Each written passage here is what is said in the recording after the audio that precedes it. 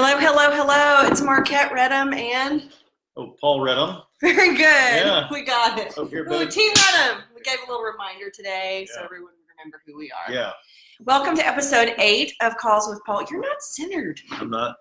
Yeah, you're not centered. Come this way. I go this way. Yeah, there we go. Is that better, everybody? That's right. Yeah. Thumbs up if you can hear me. So welcome to episode 8 of Calls with Paul. One of the things I love about you is that you're kind of a data geek. Oh, that's nice. Yeah, and you dig into the data and you always find interesting tidbits. And so today we're going to share with you and talk a little bit about one of the interesting tidbits that you recently uncovered, and you kind of got a little fired up about it. Oh, yeah, that. Yeah. That'll be exciting. So I'm going to start with the teaser. Hopefully I don't use any foul language. No, it's an R-rated show, guys. Maybe.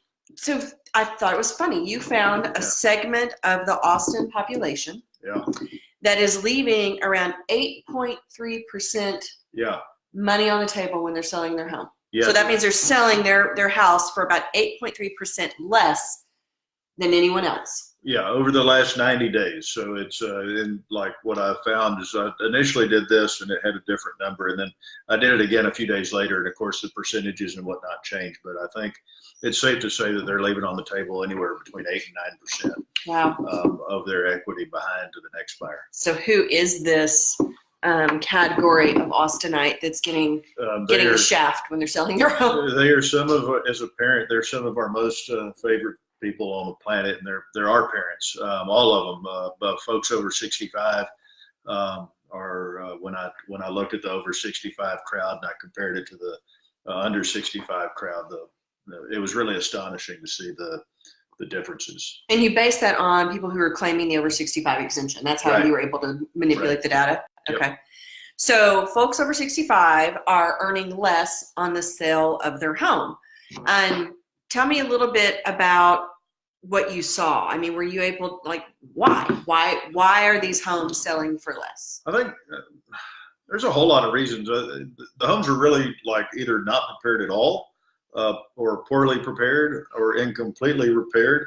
And most of them had really bad marketing, which is the part that really frustrated me. You know, it's one thing for a seller to decide, hey, look, I'm not going to prep things, but the least you could do is have clear pictures and good ones and get it out there. Well, can I stop you and say, so when you say a home was incompletely prepared or not prepared at all, what does preparing your home for sale mean? For someone who doesn't know what that entails? Sure. In an ideal world, we want our homes to look nice from the curb. For example, there were several homes that had a bunch of leaves in the yard, all kinds of things going on, with a home that had been painted on the outside, but the yard was really a mess. So that's incomplete. And then you go inside and things like that. We'd love to see homes that are neat and light and bright and fully done, staged, and just done right. Well, it means you got to put, we talked about this on some of our earlier episodes. You got to put a little elbow grease into it, shine it up, declutter, fix things that need to be fixed. And you'd also mentioned that in the past that people are really looking for things that are sort of on trend. Most people in Austin right now aren't wanting a fixer-upper. They're not wanting a project. And when you talked about this, we've got a blog post coming on this topic later this week. You mentioned that these over 65 sellers had some commonalities that you saw. One of them you spoke to already, that the pictures were dark, or they were dreary, or there were no pictures at all. Yeah. And that's a shame on the realtor, in my opinion. Yeah. Then there was a category of things that you said the homes had in common, that they weren't staged. Right. A lot of them had dated kitchens. Yeah, paneled walls, dated kitchens, just, things from an old era, paneled walls, wallpaper from way back when, which I think is kind of cool because that warms my heart a little bit, but it's not good for selling. You just don't maximize your sales price that way. Were there any differences based on price bracket that you found? Yeah, so the more well-to-do homes, the homes in the $2 million range and whatnot, those were prepared perfectly. So it felt a lot like money was the culprit. Having it to do it, or understanding that would make you more money. I'm afraid that some of the seniors that went through this experience decided that, hey, my home is dated and they just gave up right there and decided maybe it was a tear down or whatever, instead of spit shining it a little bit and really doing what they needed to do to get it where it needed to go. And like, maybe I'm jumping ahead, but hold on there. Okay. Don't jump ahead. You're speaking to something that's near and dear to my heart. I mentioned last week that my dad was celebrating his 70th birthday, and he has chronic pulmonary obstructive disorder. And so he was a very active guy when he was younger. And it's really hard to watch him as he's aging, not be able to do the things that he used to be able to do. And so one of the things that struck me is some of these higher priced homes, perhaps they have the resources and the money, not that they're doing it themselves, but they're able to hire assistance and help to have people kind of to help support and get their homes ready for sale. And the thing that struck me also about this, and maybe I'm getting where you were wanting to go, is that it's avoidable, right? A lot of these things, I think a lot of times, like my parents, I can imagine would get paralyzed. They'd be like, oh, you want me to get my home ready for sale? And that would kind of strike fear in them, and that they would sort of opt to not do anything. And we've had sellers. I mean, we've got one right now, a home that's not moving because the client's not doing some of the things that we think they need to do to prepare for sale. So some people just don't want to do it, and they don't want to go through that effort and the hassle and the money. But it doesn't have to be that way. It doesn't have to be that way. And for it to be, I'm okay with one guy here and there, or gal, deciding they're just going to be obstinate and that stuff doesn't work for me. And, we'll love you through that if that's the case. But to have a whole section of our population and a beloved section of our population, these guys changed our diapers, man. They did everything for us. And like, we wouldn't exist without them. So like the disrespect there almost to me and the agents that aren't like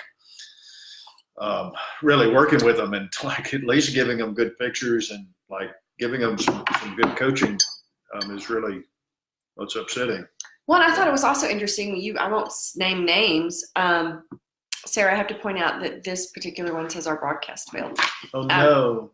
I won't name names, but you pointed out to me that some of these were agents that you know. Yeah, and respect. And that you've seen them do a really good job on marketing other homes, but for some reason in this group, they weren't getting the same level of care and attention. Yeah, I mean, I sort of get it. We get hyped up about every home that we deal with, but like maybe the home's not as pretty or as attractive as other homes, so maybe they just come up a little bit short, and they're not fired up also about doing the marketing and the things necessary. It made me sad. I can't, of course, tell why.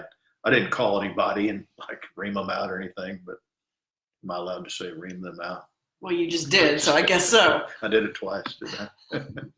Anyway, we're not going to name names. Yeah, is what it boils down to. Well, okay, so it's fixable. Part of it, I think, is making sure that you find a realtor who has experience dealing with older homeowners, who is going to give them, gently guide them. I mean, I think it takes a unique approach to help them a little bit, maybe more patience and a little bit to understand and guide them through the process. I think that's one part of it. But tell me some of the numbers like that you saw and how those things could be improved with some basic changes. Because like, again, using my parents as an example, I think they're going to assume that it's going to take a lot more work than it really does have to take. Here we go. Big sheet there. So the average home in our study, I mean, there were a couple of them for each size, but they were, the under and over was about 2,100 feet, three twos. I figured, 3 bedroom, 2 baths, and about 2,100 feet. So I figured, worst case scenario, it costs $20,000 to get it really fully fixed up, and that's from painting and staging and maybe making a few repairs here and there. And that's worse. I mean, I think there's a lot that could be done for 10. Yeah, I think in a lot of cases it may be 5, but like I really wanted to stress out our hypothesis that there's no excuse for this by having a really much larger number for repairs. And I think 20 would be an extreme case, but that would be like full paint in and out, some repairs inside, maybe sheetrock work, stuff like that, whatever you need, would go a long ways. And taking down the wallpaper and skimming the walls with sheetrock and painting. Yeah. And when you do, even if you have to invest all $20,000, the numbers bore out to where the seller would make an extra $50,000. Let's talk about the numbers. So, Yeah. so the people who are over 65 and claimed a homestead exemption for over 65 on their home and sold, what were they getting on average price per foot? I don't remember those exact. $347.51. $347.51. Yeah, it was like a $32 a foot difference. And then the people who were under 65 and selling comparable homes were getting $379.15. Yeah, it's a big difference. Well, it is when you multiply it by Yeah. 2,000 square feet, right? So Yeah. like the numbers bore out, just to give you guys a real world example. So And these are averages. So you got to figure that these are averages. So you're going to have more extremes than that. Like I could see easily where there's $100,000 gap. well, and it kind of looked at that way. So if we took a house, a real house that you looked at that was 2,171 square feet, on the low end, on the over 65 price per foot of $347, Yeah. they would have sold their home for $754,000 approximately. I'm rounding. Right. The folks that were under 65 and sold for $379 a square foot were going to sell for about $823,000. Yeah. So that was actually a $68,000 difference between On the average. Yeah. for not doing any prep and doing a little bit of prep. That's a $68,000 difference. To my family and my parents at their stage in life, $68,000 is a lot of money. I think for anybody who's retiring, it's a lot of money. And I just have to add here in case people are listening, they're wondering where our price per foot's come from. So we like all I looked at, because the MLS won't let me look at all of Austin and do stats. So what I did was the stuff inside the loop. Central Austin. Like I-35, 183, 316. 360, and then down to 71 or Ben Wyatt, whatever folks are calling it these days. So within the loop. Central Austin only. Yeah. So the price per foot, like I assume that this occurs like throughout our city in Cedar Park and East Austin and everywhere. But and I may ask a certain title rep, Jenny, if you're watching, to help me figure out, like, is this just in our area or is it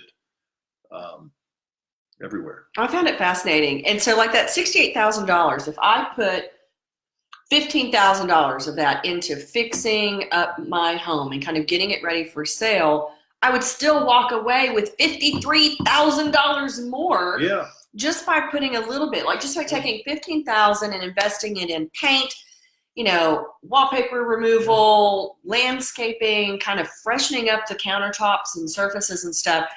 $53,000. I personally would spend $15,000 if it meant I made $53,000 more. I'd do that all day, and then we could retire and go to Mexico a lot more often. Yes, this is true. So it's not chump change. So okay, we looked at the numbers. We know that these homes and this group of the population is not getting the bang for their buck that they should be getting. What's the solution? Well, so of course we have one with Concierge, but I think the real solution, our sales pitch aside, is really for seniors to prep their homes and to get them ready, and for people to help them along with that, and maybe share some of this math. Like if they're working with another agent, I would love for them to get word of this and get this blog post with the numbers, and to have that agent at least hold it up and say, hey, look, guys, this is real. It's real money. If you want to bypass that, that's fine. If you don't, we can put all this stuff together. Well, and let's remember that these are our friends. These are our family members. They might be your next door neighbor. So I would just say anybody that's watching that doesn't have real estate experience, and you know that you have a senior connection that's about to sell their home, help them understand it. I mean, let's do a service to our community by educating them and helping them understand that a little bit of improvement can go a long way. Yeah. These aren't the people. Well, there's nobody really to rip off, but like these are like there's elder abuse, and this is not. I don't know if this is that or not, but it feels terrible and wrong. Yeah, it feels wrong to me too. So we do have an actual solution too, for people that don't want to come out of pocket, or that may not even have the ability to come out of pocket to make some of those repairs. You alluded to it a minute ago. It's the Compass Concierge program, which I just think is really cool. I mean, no one should have to sell their home for 8.3% less just because they don't have the resources or the know-how about how to get their home ready for sale. Tell us a little bit about the Concierge program. So the Concierge program is really cool. Our brokerage came out with it, and basically what happens is we will front the cost for all cosmetic improvements with the house, from painting to staging to landscape. I'm still not clear on whether flooring counts or not, or countertops, but I'm told in some ways that they do, so we can figure all that out. But it does the spit shining on the house for you. You don't have to put $1 down. The company doesn't make any money on it. It's there's no interest. It's a service. Yeah, there's like absolutely no. I mean, we in theory, I guess we lose money on it because there's no interest. And you can really pick any vendor you want. Of course, we have vendors that we like and we love and we recommend. But you can pick any vendor you want as long as they're insured. We can pay them honestly and ethically, and they pull permits and all that stuff. And it doesn't come out of the seller's pocket. The vendor actually submits their receipts directly to Compass, and Compass pays them directly. So you're really truly never having to float any money to cover the expenses. One of the things also that I think is helpful is that if a seller is feeling a little overwhelmed and paralyzed and not know what to do, you have the expertise and I have the expertise to help walk them through that. I mean, so a good realtor can walk in and say, we can sell it as is. This is the price you're probably going to get. Or we can help you figure out if you did these 4 things, this is what we think it would sell out. And we can help. We can help source vendors. We can help give them, we always want our sellers to make their own decision. We're not getting cutbacks or anything like that from any of the kickbacks, I should say, from any of these vendors, but at the same time, we do have a Rolodex of resources that we're happy to share. I think the kickback is that they take good care of their clients. Yeah. And so, I mean, things like using a company we love called Windows to come out and clean the windows, take off the screens, help get more natural light into the home. Yeah. We can help schedule those appointments and get that all set up and work through the concierge program, so that really these sellers get to maximize the opportunity for one of their biggest investments and maximize the profit on the sale of their home. Yeah, maybe get multiple offers. I mean, the thing about these old dated homes is that most people don't want them anymore. When I was younger and we were starting out, a lot of times people had the time to take on a fixer upper to get into a neighborhood. I mean, we did that with our first home a long time ago. But people don't want to now. They really want to come to town. They want to move in. They want to be comfortable. It doesn't need to be the Taj Mahal or anything like that, but they want to move in and start living in Austin. For sure. All right. Well, so that's kind of your piece of data that you uncovered, that our seniors over 65 that are selling their homes are leaving money on the table and making 8.3% less when they sell. Yeah, which is a lot of money. And you uncovered this while you were looking at the market stats and getting ready to do kind of your market analysis. Yeah. Tell me a little bit, and everyone else, about how's the real estate market in Austin going? It's March 6th. Today, is that right? Yeah, so it's going way better than we thought it would. In the fall, it was pretty slow. Rates had gotten up to 5%, and then the government shut down, and rates came down, and at that point, really, buyers started stepping into the market. We don't have a lot of homes out there right now. Inventory's low, but it seems to be really strong, and I think the big reason for that are jobs. Right on the tail of rates going down, just to really accelerate things in Austin. I don't remember who all they were, but I think it was Amazon, Google. All these guys announced all the number of buildings and stories that they're going to take over. Oh, it's fascinating. I mean, we were doing some reading and had a friend send us an article. It was fascinating. It was like at the Domain, 40 floors of new office space had been reserved. That's crazy. And in downtown, 52 floors have been reserved. 42 of them are Google. Yeah. So there's Google at the Domain. You've got HomeAway taking over a whole building. You've got Amazon taking 7 stories. That's part of the redistribution with their whole. They blew off New York. Yeah, when New York fell apart. Coming back to A-Town. You got Facebook taking over a 17-story tower in the Domain, and then there's Apple growing their campus, which is a big, huge, significant contribution. Yeah. And then downtown, we've got Facebook as well, 10 stories. On Nueces, and you've got Google.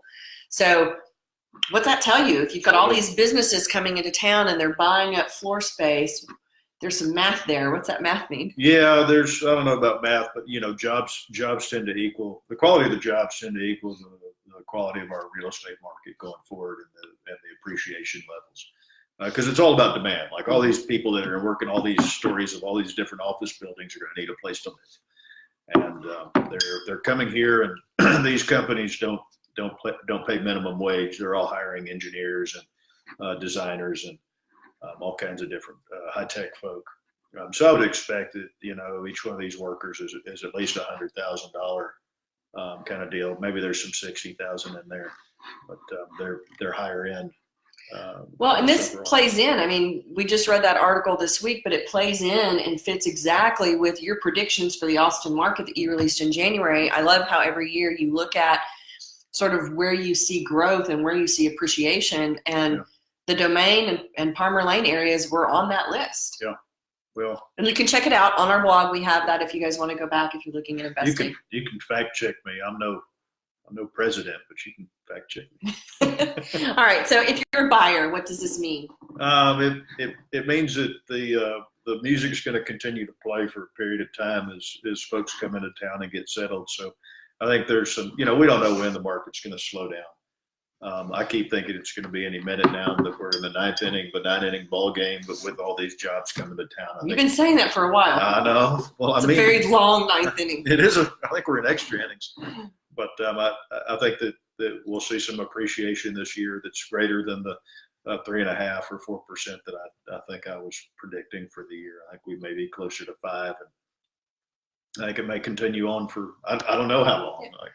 It seems like the homes that have been updated are definitely flying off the market. I think from what I heard you say the other day is that buyers that are willing to put in a little elbow grease and maybe buy one of these fixer-upper houses that need just a little bit of surface, superficial shine, that they can maybe there's some opportunities there. Well, the buyers who have been buying these homes for the last 3 months, they're up 8.3% on average. When they buy it. Yeah. Yeah. Tell us about sellers. What's your advice to sellers right now? So, prepare your home. I think is the walk-away message that I hope everybody gets, is really do a great job preparing your home. We've had, this year we've really done great, other than one home that's taken a little longer to sell, where we've listed homes on Thursday. We've had multiple offers by Friday, Saturday, and we're making decisions Sunday night, Monday morning. Every single listing we've had this year, and the one that's not selling actually went on the market in November, which was not. It was against our counsel in terms of time of year. It actually had its own version of multiple offers, but it wasn't the same as this. So I think my walk away here is that people need to really prepare their homes, putting in that elbow grease, shorter time on market, more money for you, and just do the work up front. No need to sit on market and mess around. That's great. And we see several of our friends online. So thank you, Alex, for tuning in. And thank you, Joe and Stephanie and all those folks for tuning in. If anybody has any questions, please drop them in the comments below. Or you can always private message Paul or send us an email, and he will be happy to answer your questions. I like questions. I just moderate. I don't do any of the hard answering. I just ask you questions. That's not true at all. All right. Well, thanks for joining us for episode 8. Tune in next week at 12 noon on Wednesday for episode 9. Really? Pretty soon we're going to be in double digits. Really? Wow. Mm-hmm. I remember when I turned 10, what a big deal that was. Yeah, very double digits. All right. Thanks for joining us with Calls with Paul. Thank you. Have a good one.